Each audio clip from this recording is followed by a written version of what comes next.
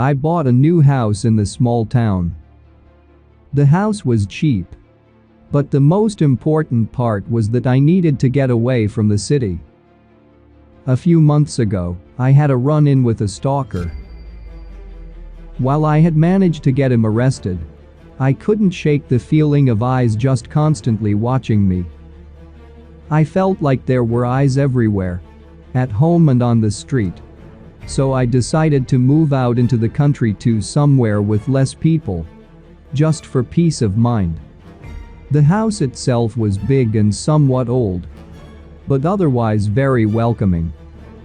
The agent who introduced me to the house had been required to mention that a serial killer had lived here in the past, which was why the house was so cheap. However, he, and later, my next-door neighbor Sarah, both told me to pay the thought no mind.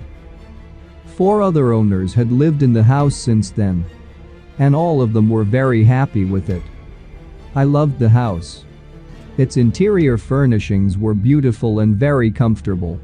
The people of Winthrop were friendly, often bringing over freshly baked pastries or inviting me over for dinner. Get-togethers, they said, were the key to making sure everyone who lived in Winthrop loved it there. Yet after a week, I stopped loving it. The feeling of someone watching returned, worse than before. I tried to ignore it, but soon I started losing sleep. Giant bags grew under my eyes, and I began yawning almost as much as I breathed. Sarah was kind enough to let me stay in her house for a few nights. It was during this time that I heard the legend of Forrest Carter, the serial killer who had lived in my house. While no one knows his exact kill count, Carter, also known as the Winthrop Peacock, was a man with extremely severe case of narcissism.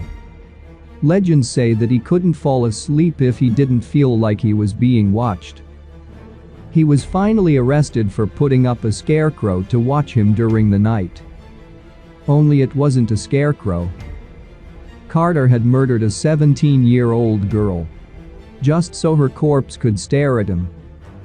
The story gave me shivers, and after I went home, I felt like there were hundreds of pairs of eyes just watching me no matter how I turned.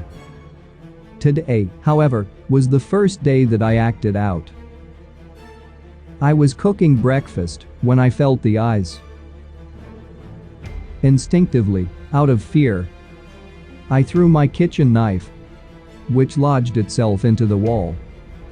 As I pulled it out, I found myself staring at a pair of eyes, pickling in formaldehyde. I've been watching the police peel away the drywall of my house for hours now. So far, they've found 142 pairs of eyes in little glass jars. The scariest thing is, each and every one was staring at me.